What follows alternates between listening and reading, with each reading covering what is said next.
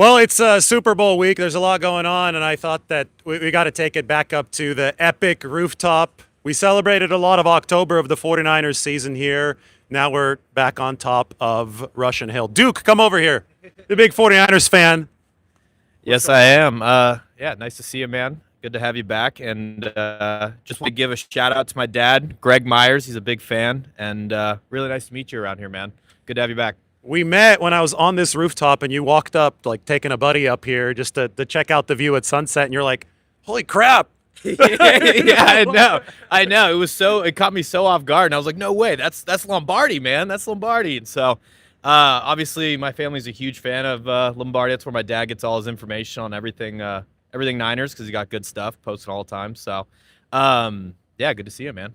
You too. Thanks, man. We got Frank Gore drama, by the way. We're trying to figure out if he's going to be in the Hall of Fame or if he's not going to be in the Hall of Fame. While we wait, we'll show people some of the views. So I'll clip this on. But I appreciate you, man. Yeah, definitely. Thank you, man. Thank you. All right, Duke is going to hang out here while we flip the camera. I know that this is inverted, which is hilarious, but now we can get it the right way.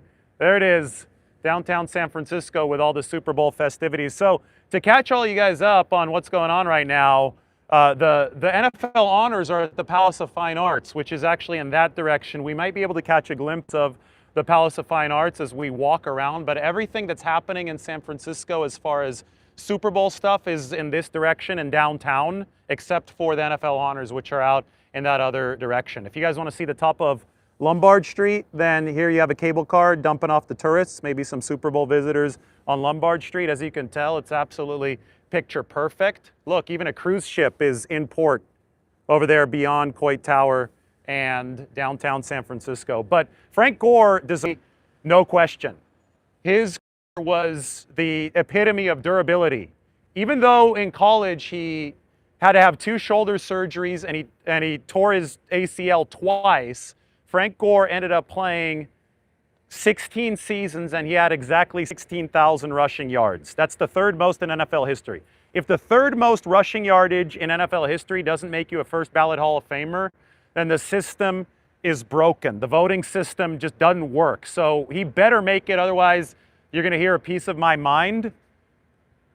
I will refrain from giving you that huge piece of my mind until the actual news comes out, because maybe he will make it. But I hope that the voters know football well enough to not have snubbed Frank Gore with his 16,000 rushing yards in 16 seasons. He became a model of durability despite the fact that he came in with such a long injury track record in college, and he deserves to be saluted for that. Anyway, there's a look at Alcatraz.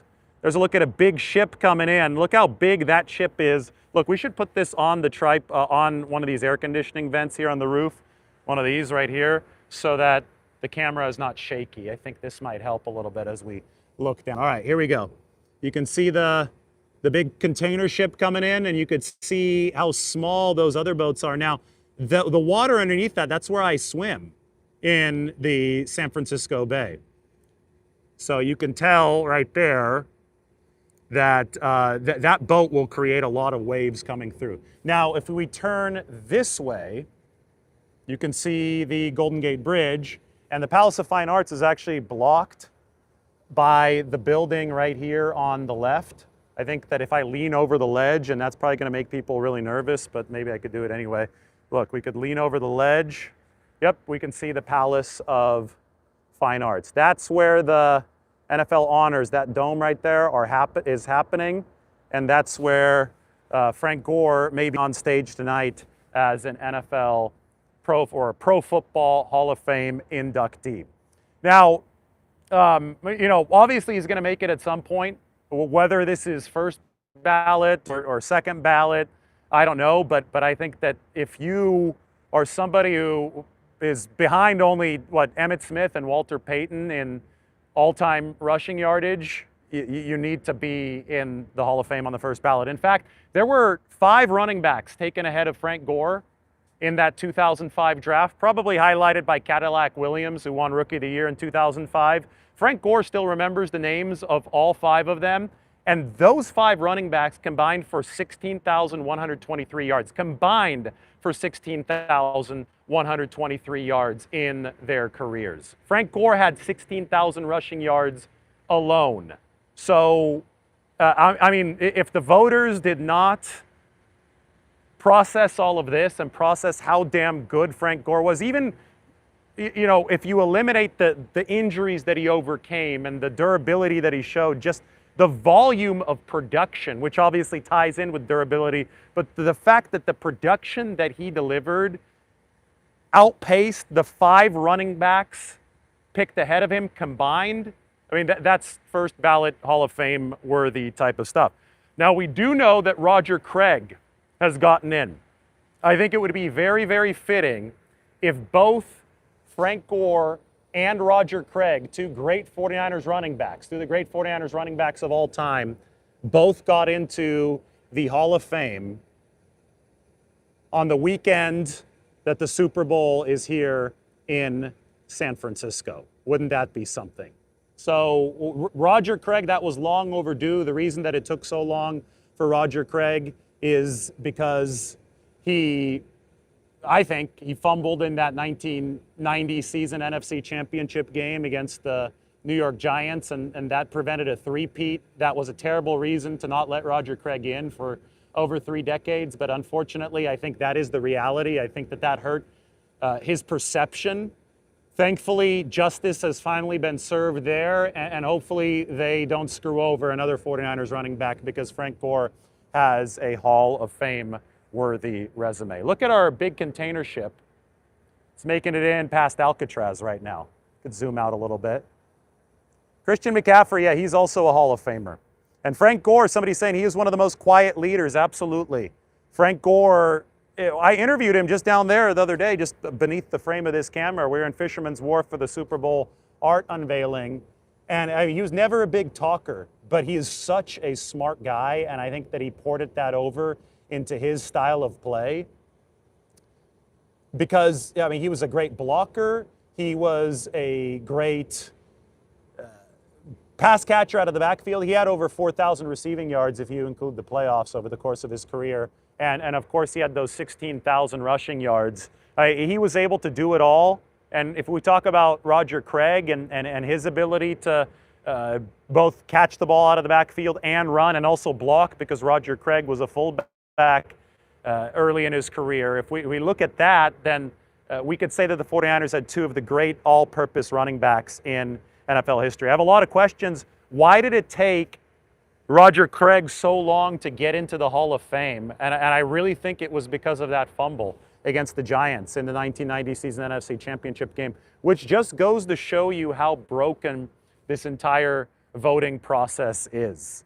You know, if it took Roger Craig over 35 years to get into the Hall of Fame, and if there's a chance that Frank Gore is not a first ballot Hall of Famer, then something needs to change about this voting process. They're going to announce the MVP tonight as well. I think that whole process is broken. I think it's way too reliant on counting stats. I don't think that it looks enough at efficiency and how a guy actually impacts a team. But the sad thing is that these awards, especially the Hall of Fame, end up really mattering. And for somebody like Roger Craig, who deserved it for so long but has had to wait for so long, just because voters don't know what they're doing, that's a problem. And I think that's something that needs to be fixed. And maybe that's going to be better illuminated now that Bill Belichick is not going to get in as a first ballot Hall of Famer, which is absolutely absurd. Look at that, downtown San Francisco, and then you got a plane flying right over it. That's cool. I think it's taken off out of Oakland Airport. You can see it there, probably now above the frame. Yeah, it's leaving the frame right now. Tonight we got something with Martha Stewart. I know Lombardi herself is really excited about that. We've got George Kittle's party tonight as well. And somebody says that Tom Brady is worried about not being a first ballot Hall of Famer. I mean, if Tom Brady is worried, and if that comes to fruition because of Deflategate or something, then the system is officially broken beyond repair. I already think that it's not a good setup, but if Tom Brady doesn't get in, well, you might as well forget about it. And you know, Duke, this is the first time that we've seen like cloud cover all week. It's crazy how good the weather's been. Yeah, it's been wild. It's been cool. All right, if you guys have any questions, let me know. We're going to be here for a few minutes, and then I've got to get running to the next event. But I figured that I'd take you guys up to the rooftop here just for the sake of I know we're wrapping up the season. We did a lot of shows here in October. We did our trade deadline show here in October and wanted to come back to this great spot with the sun shining on San Francisco. Did you guys see that the sandwich stuff is blowing up? I made a video with featuring all the best sandwiches in San Francisco, and Dave Portnoy went and visited one of the spots. He went to Deli Board today, yeah. And so I was texting with Adam, who is the owner of Deli Board, and he said he's just completely overwhelmed. They've gone from like iconic San Francisco place to now they're going to be nationally famous, just thanks to this week. It's, yeah. Even here, let me bring the mic over to you. I don't think people can hear. Even what? Even so he christened Mama's in Oakland as the best pizza joint in the Bay Area, which I don't know, might be up for debate, but as soon as he does that to a place, it just is absolutely packed from there on out. And yeah, like lines around the block. So and Deli Board already had the lines out the block, so it was a good luck, basically. Yeah. Yeah. It's awesome because I think that he's wanted to become like this. I think they're the best sandwiches in the nation. I've never had a better sandwich, 100%. And I think that he's wanted to be recognized for that, and I think that now he will. 100%. And I follow Deli Board on Instagram, and every time they post it, it definitely makes me hungry. So I'll have to show you the sandwich video. Actually, if you have your phone, go to my channel, and here we could put it up on the screen we'll show the screen to people. Go to YouTube and David Lombardi. And I'll show you the sandwich video. It's oh, you're watching it live? Yeah, that's awesome. Picture in picture. That's awesome. You got it. Oh man, yeah, guys, we're still here. Here, I'll walk in front of the camera to say hi to people. We're still here. We're looking at some stuff here. Go to videos and go how San Francisco is the best sandwich city in the world. And yeah, you just fast forward a little bit, and it's just like a bunch of like up close sandwich shots, and there's Adam from Deli Board and stuff. There he is. Yeah, that's it right there. Look at that thing. Yeah, there's so many good ones. That's at the M stop out in Balboa Park, and there's Mrs. Lombardi. There's Adam at Deli Board eating his sandwiches. So you could use that as your sandwich guide. There you go. People are saying banh mi sandos are fire. They're correct. Yeah. Is that, Vietnamese Saigon sandwich, Saigon sandwich. Yep. Here, we could turn this a little bit. You see the planes flying over downtown? They're all like advertising lawnmowers and stuff. Stuff that people in San Francisco don't need, but I guess there's a lot of visitors from out of town that have lawns and stuff. Yeah, we could see Coit Tower over there. What do we have people saying here? You guys have any questions? We're just trying to put a little spotlight on the city. Do you like Sam's, the burger place in North Beach on Broadway? A couple of nights ago. Actually, so Sam's is very good. I would say the best burger in San Francisco is a place called Beep's Burgers, if you've ever heard of it. Out on 280, right? Yeah. It's out by, I think it's over by West Portal or something like that. And that blew my absolute mind. And then there's also Coswell's, which is super good in the marina. But I would say Beep's has been my favorite. I don't know if anybody in the chat thinks or has their own. Somebody has asked, what's your favorite part of San Francisco? I would say this right here, what we're looking at, right? I would say so, yeah. I would say that I was so lucky to find this apartment. The turnover is so low in a place like this, right? And you just got 360 views of the bay. But I would say I stay mostly from North Beach to here in Russian Hill, and then also in the marina. So those are my three favorite spots with a shout out to the Mission as well. I think the Mission is the most culturally diverse and has the best food. I just did like a little bit of a pan, show people the path that you're talking about. We can't quite see the marina. Well, we can, I guess, if we went that way. But this is Pack Heights with a nice start of a sunset going on that way. And then the marina's further to the right. It's where the marina is basically where the NFL honors are happening right now at the Palace of Fine Arts. Yeah, it's like one of the few flat parts of the city, too. So it's super easy to walk, and they got a bunch of good restaurants and bars. So somebody's saying Golden Boy Pizza. Oh, yeah, it's fantastic. That's a good late-night pizza spot, too, when you're coming home from the bar. And, yeah, it's like square pies. Super good. Hey, did you hear that the Niners are getting an Australia game? Yes, I did see that. Aren't they playing the Rams? They're playing the Rams in week 1. So I'm about to get on a 15-hour flight. We're not about to, but in a few months. Yeah. No, that'll be good. I think it's the first game ever in Australia, so it'll be super interesting. But yeah, what do you think about that whole Bill Belichick thing? I heard it for a little bit while you were walking, but I think it's ridiculous. I mean, the guy's 8 Super Bowls if you include his time as a coordinator. I'm going to put this down just so I'm not holding it up. Let's go. Let's go over here. Let's go to the end so we can give people a Golden Gate Bridge view. Here, let me rotate the camera. People know that we're still here. We're making our walk on the rooftop. You know, Bill Belichick. I don't care what scandals there are. If you've been part of 8 Super Bowls, you know, I think you're a San Francisco Giants fan too, right? It reminds me a bit of the Barry Bonds situation. Now, that's even more tragic because he's still not in, right? Yeah. So Belichick, I'm sure will get in next year due to the uproar. There's got to be the same kind of uproar with Bonds. Like, I don't care any scandal, anybody who grew up in the Bay Area or watched him on TV, or anybody who voted who should be familiar would know that he was like so far and away, head and shoulders above anybody else who was his contemporary. How could he not be in the Hall of Fame? You know, It's so flabbergasting to me that they could even consider delaying his addition to the Hall of Fame or induction to the Hall of Fame. So I thought it was crazy and very surprising personally. And so I'm hoping, actually, kind of like think he was a great coach, but I kind of liked him personally as well. He seemed like a good guy, but yeah, it's just surprising to me that he hasn't been inducted yet. So.